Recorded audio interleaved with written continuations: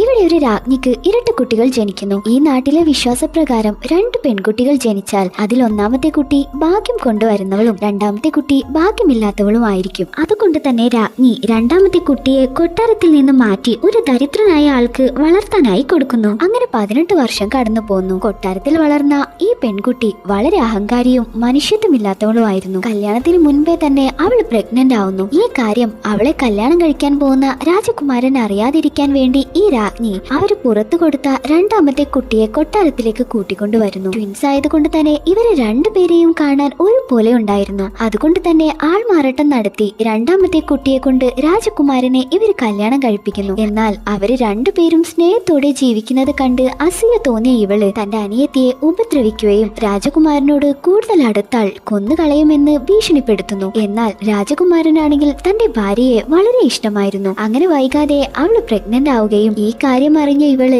എല്ലാവരെയും വിളിച്ചുകൂട്ടി യഥാർത്ഥത്തിൽ രാജ്ഞി അവളാണെന്ന് പറയുന്നു. എന്നാൽ അതാരും തന്നെ വിശ്വസിച്ചില്ല. സത്യം അറിഞ്ഞാൽ തനിക്കും നാണക്കേടായതുകൊണ്ട് തന്നെ രാജ്ഞി അമ്മയും ഒന്നും മിണ്ടിയില്ല. അവളെ ആരും സപ്പോർട്ട് ചെയ്യാത്തത് കണ്ട് ദേഷ്യം വന്ന് ദുഷ്ടിയായ ഇവള് പെട്ടെന്ന് ഹെയർ പിൻ എടുത്ത് അവളുടെ അനിയത്തിയെ കുത്താനായി പോകുന്നു. എന്നാൽ അപ്പോഴേക്കും സത്യങ്ങളൊന്നും പുറത്തറിയാതിരിക്കാൻ വേണ്ടി ഇത്രയും കാലം അവളെ വളർത്തിയ അവളുടെ സ്വന്തം അമ്മ തന്നെ അവളെ എല്ലാവരുടെ മുൻപിൽ വെച്ച് കുത്തിക്കൊല്ലുന്നു.